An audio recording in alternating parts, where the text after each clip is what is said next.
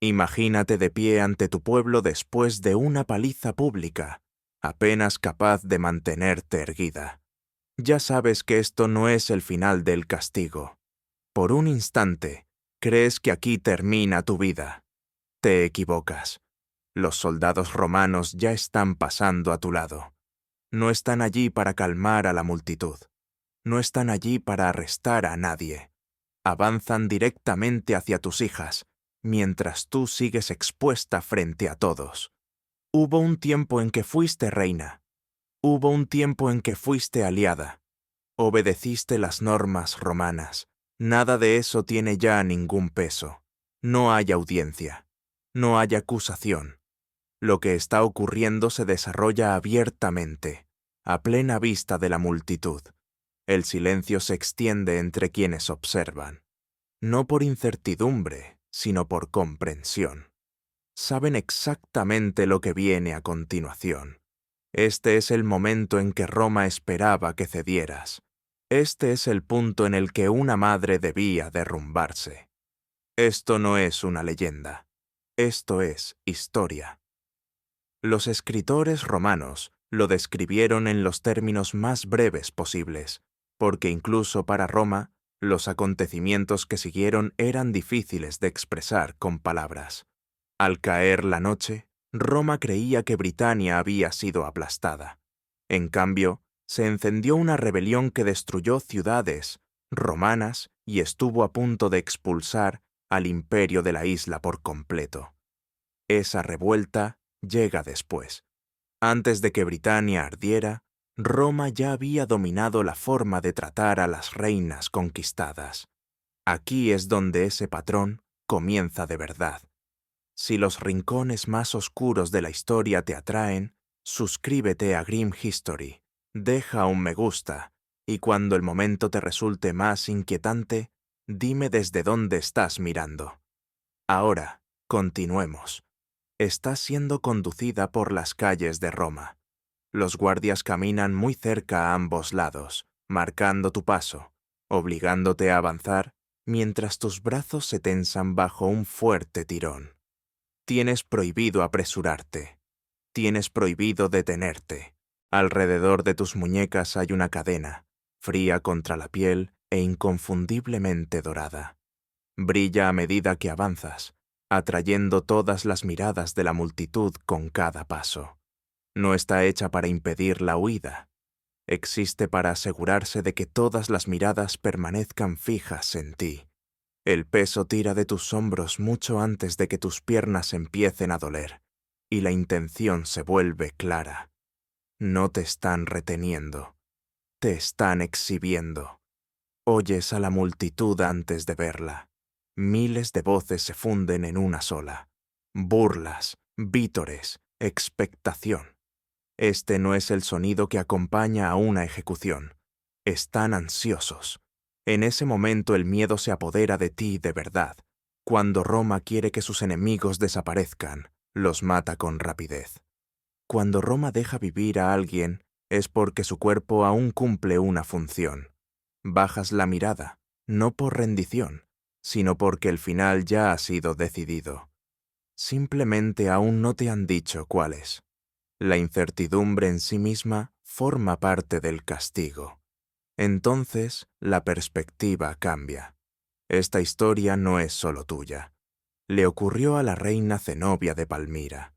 En el año 272 después de Cristo, las fuerzas romanas finalmente la capturaron.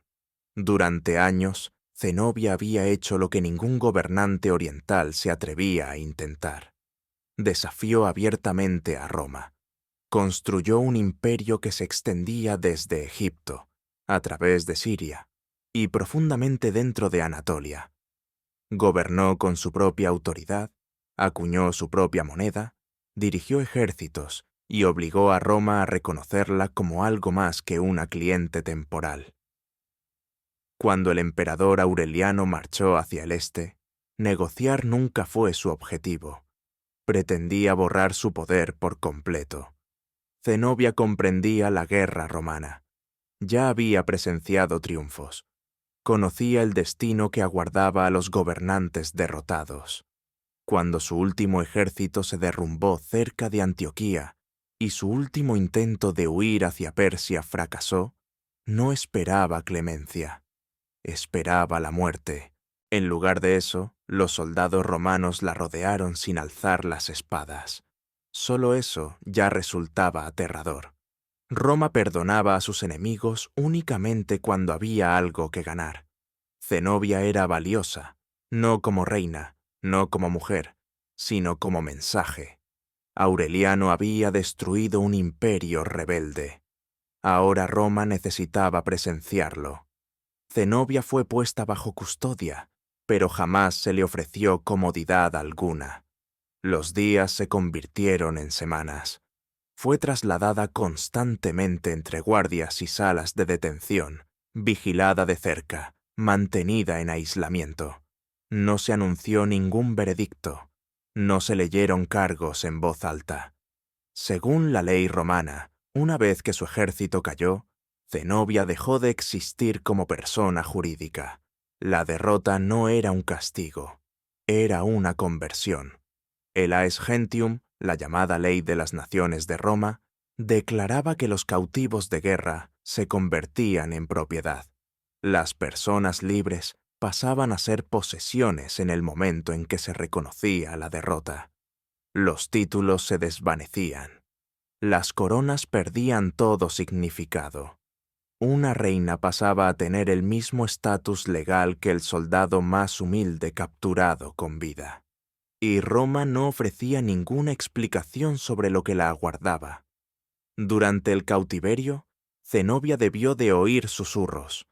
Algunos prisioneros desaparecían antes de que los triunfos siquiera tuvieran lugar. Otros sobrevivían solo el tiempo suficiente para ser exhibidos y luego eliminados en silencio. Cuando por fin llegó el mensaje, no hablaba de ejecución, hablaba de preparación. El Senado había concedido a Aureliano un triunfo. En ese momento, Zenobia comprendió el plan de Roma. Un triunfo romano nunca fue solo un desfile. Era una ceremonia de dominación, la conquista convertida en teatro, y en su centro se encontraban los derrotados, prisioneros, generales, reyes caídos y reinas. Zenobia no moriría oculta en una celda, la mantendrían con vida, vestida, adornada, exhibida. Su cuerpo contaría la historia que Roma quería que se recordara. En los días previos al triunfo, la ciudad se transformó. Se alzaron estandartes, se pulieron estatuas, se despejaron las calles desde el campo de Marte, a través del foro, y hacia la colina capitolina. Casi 4 kilómetros de exposición. 4 kilómetros de rostros observando. Se forjaron cadenas específicamente para Zenobia. No de hierro, oro, pesadas, ornamentales, imposibles de ignorar. Nunca estuvieron destinadas a impedir la fuga.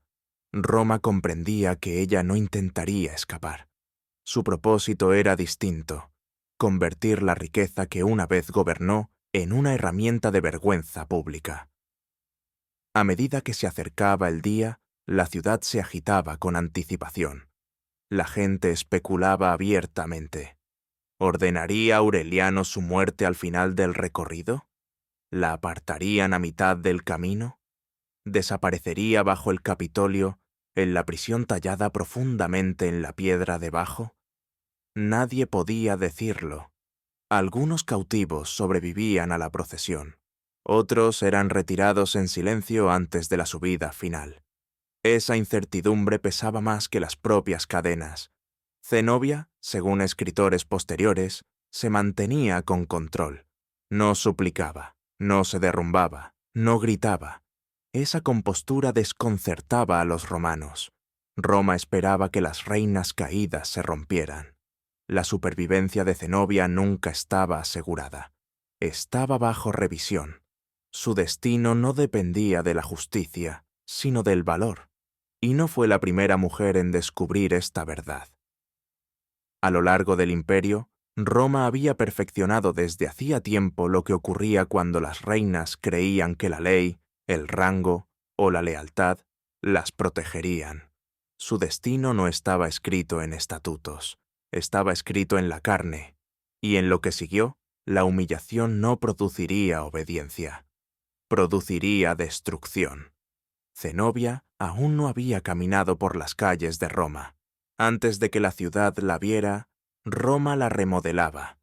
Ese proceso no comienza con hierro, sino con legalidad. La autoridad romana no se construyó sobre el desorden. Se construyó sobre sistemas, sistemas destinados a proteger a los romanos y sistemas diseñados para desechar a todos los demás. En el momento en que Zenobia fue capturada, cruzó un límite invisible. A un lado estaban los ciudadanos, protegidos por generaciones de privilegio legal. Al otro lado estaban los enemigos de Roma. Zenobia pertenecía por completo a este último grupo. Según la ley romana, la derrota borraba la identidad. Cuando su ejército cayó, Zenobia dejó de existir como individuo legal.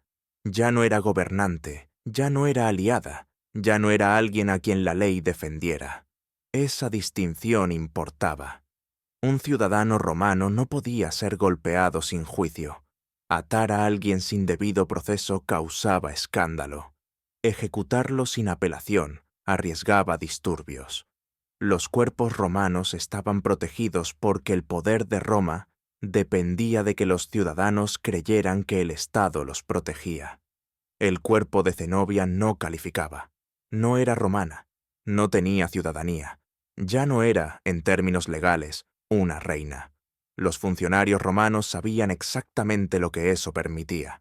Mientras Zenobia esperaba, confinada, vigilada, Roma decidía cómo la usaría. No si viviría o moriría. Esa decisión vendría después.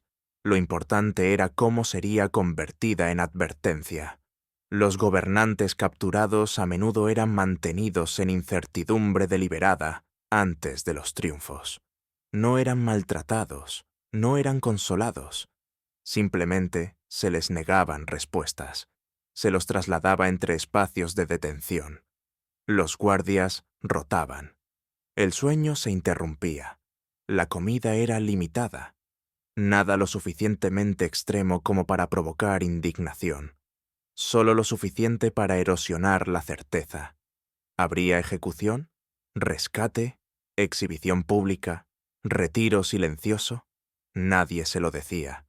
Mientras Zenobia esperaba, Roma preparaba la ciudad.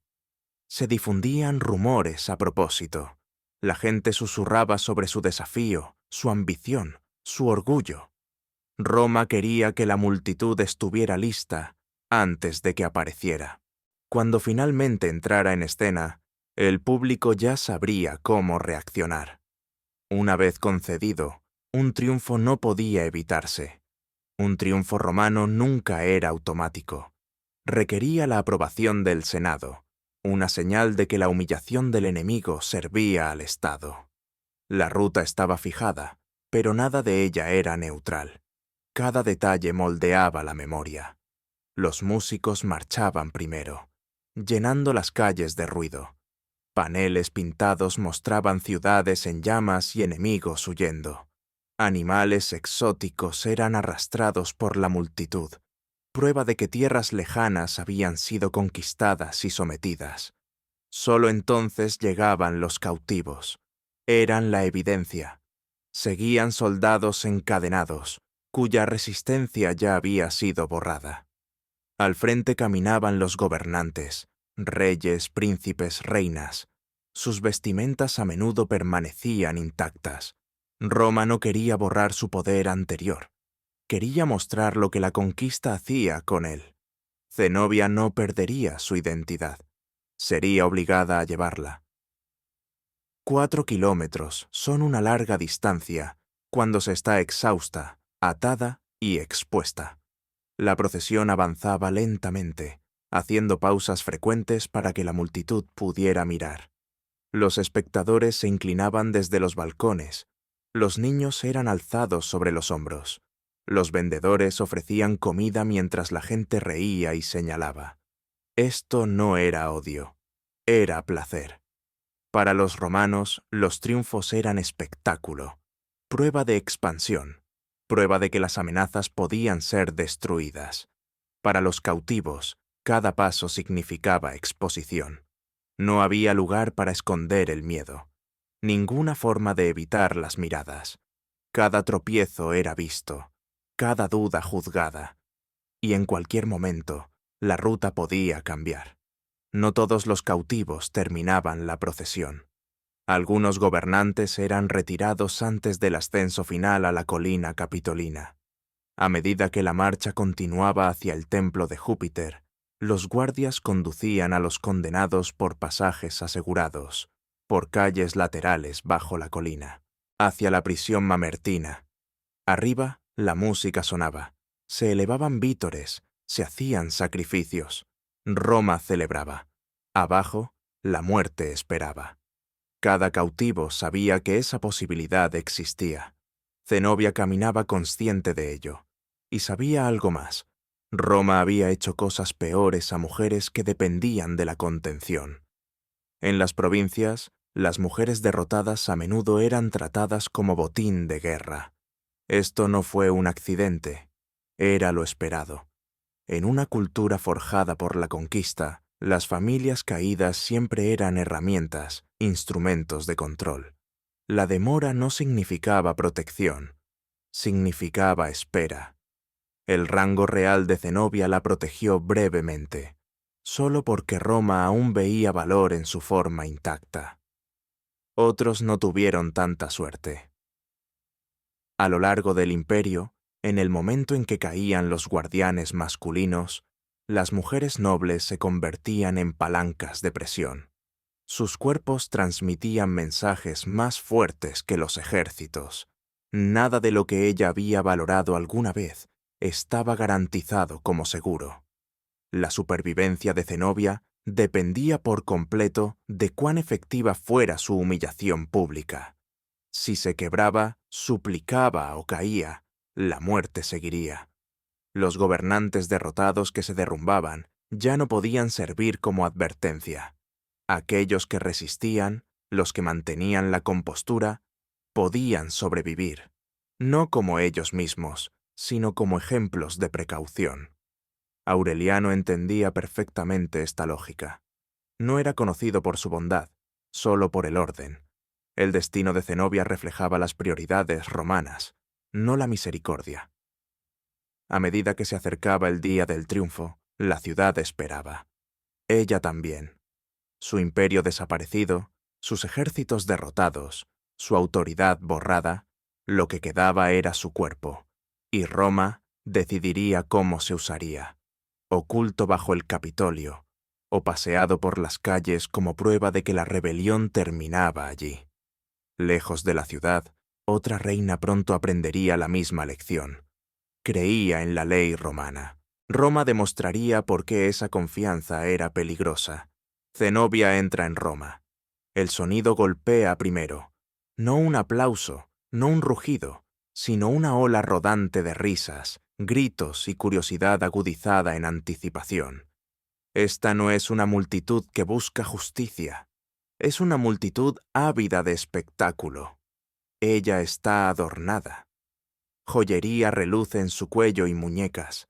Telas reales se adhieren al cuerpo, teñidas con colores reservados antes para las reinas, presionando sobre una piel ya debilitada por el cautiverio. Y las cadenas, doradas, masivas, pesadas, la arrastran hacia adelante, obligándola a inclinarse justo antes del colapso.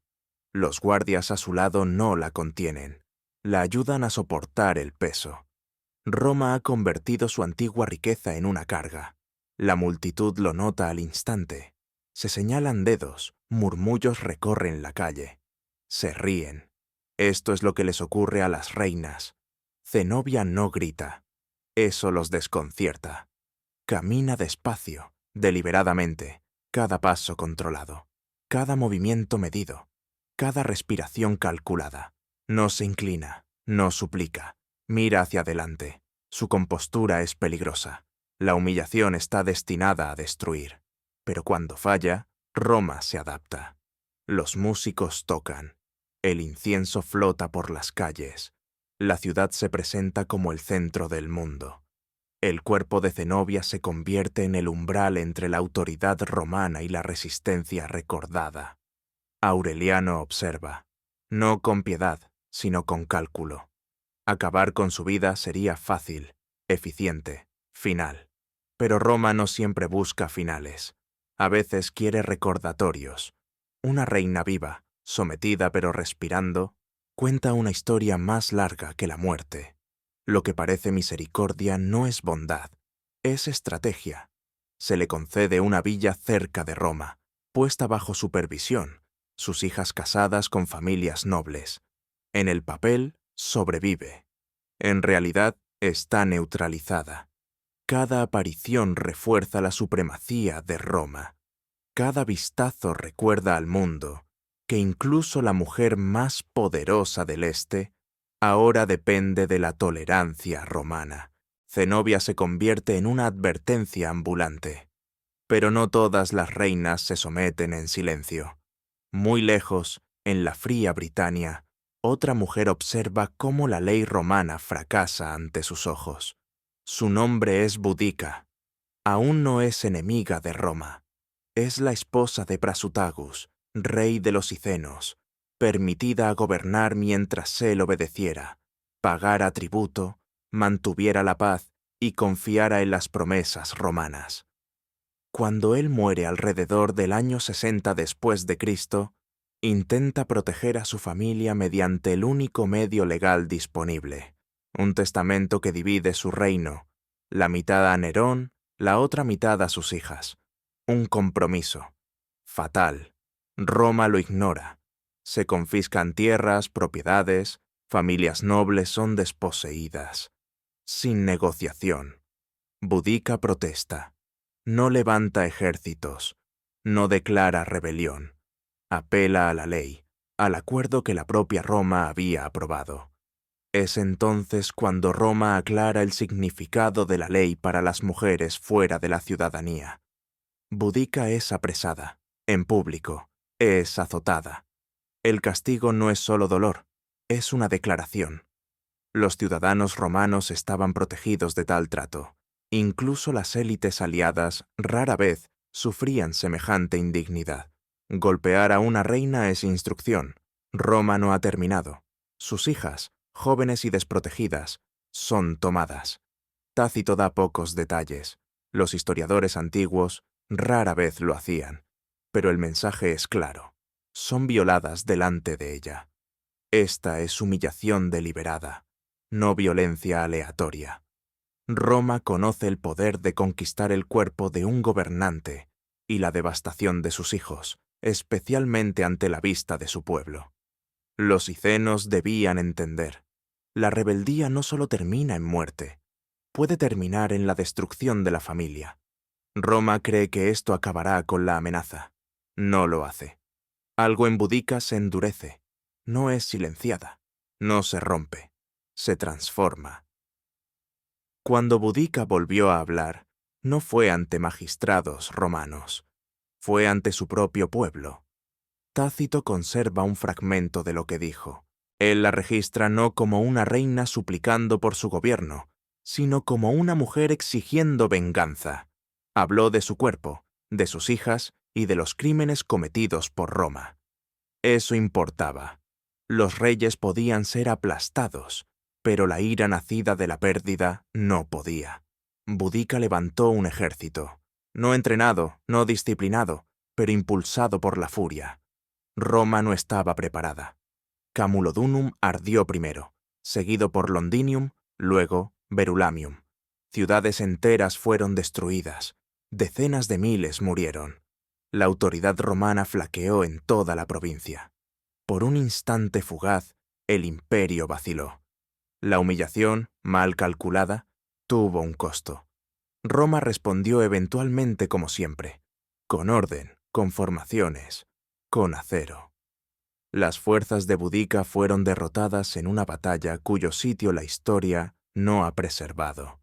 Ella desapareció. Algunos dicen que se suicidó antes de ser capturada. Otros simplemente desaparecen del registro. El destino de sus hijas se perdió por completo, sus nombres olvidados, sus vidas no están documentadas. Después de ser utilizadas como instrumentos del mensaje romano, desaparecieron en el silencio. Se restauró el orden.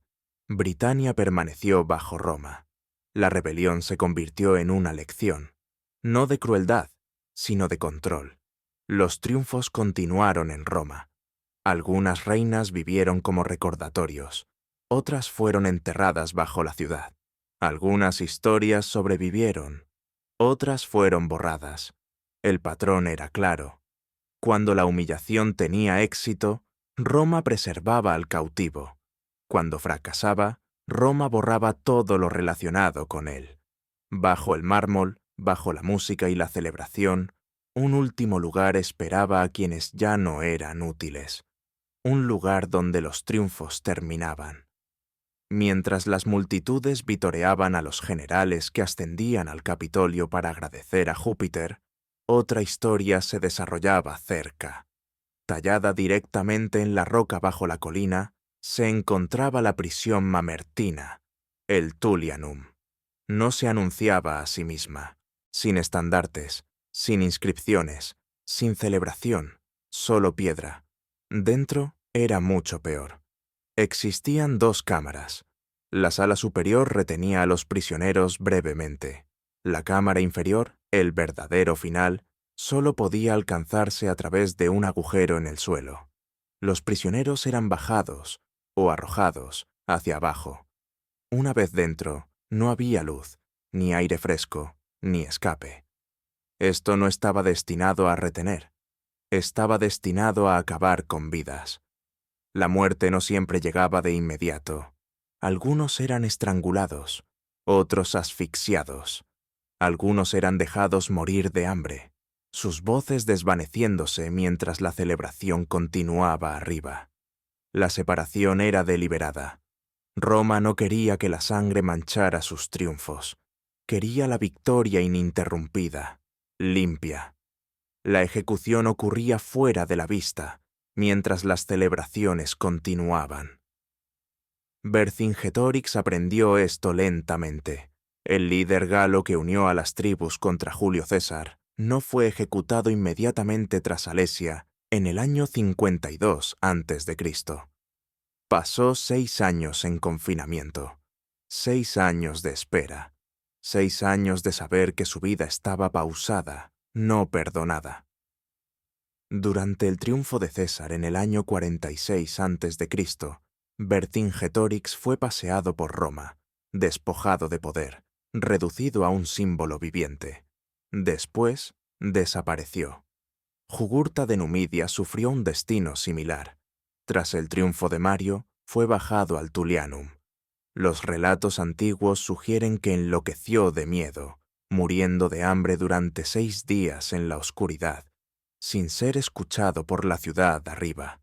Simón Bargiora, líder de la revuelta judía, fue paseado en el triunfo de Tito en el año 71 después de Cristo. La procesión se detuvo en el templo de Júpiter. Solo después de recibir la noticia de que Simón había sido ejecutado, la marcha continuó. La muerte no era una interrupción, era un marcador. No todos los gobernantes fueron asesinados. Algunos eran demasiado útiles vivos. Zenobia sobrevivió, pero no como ella misma. Nunca regresó al este.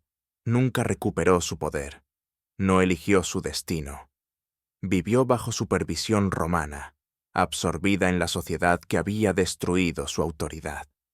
Su supervivencia recordaba a los enemigos de Roma que la resistencia terminaba en dependencia, no en liberación. Las reinas vivas se convirtieron en monumentos. Las reinas muertas se convirtieron en advertencias. Ambas servían al mismo propósito. Así operaba el imperio.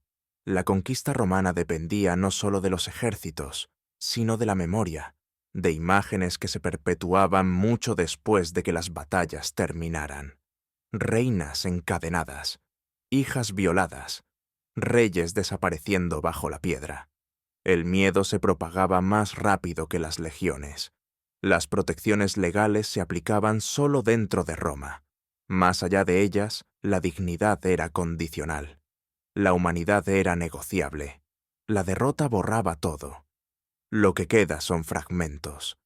El horror contenido de Tácito, los relatos inquietos de Plutarco, los cuidadosos relatos de Josefo y los muros de piedra de la prisión mamertina, aún en pie en silencio. Hoy los turistas los cruzan. Algunos descienden los escalones. Pocos se quedan. Las piedras no ofrecen explicación. No la necesitan. Su trabajo está hecho. Roma llamaba a esto orden. Roma llamaba a esto civilización. Roma llamaba a esto victoria. Las reinas que sobrevivieron lo llamaban de otra manera. La mayoría hablaba poco o nada. Ese silencio puede ser el mayor triunfo del imperio.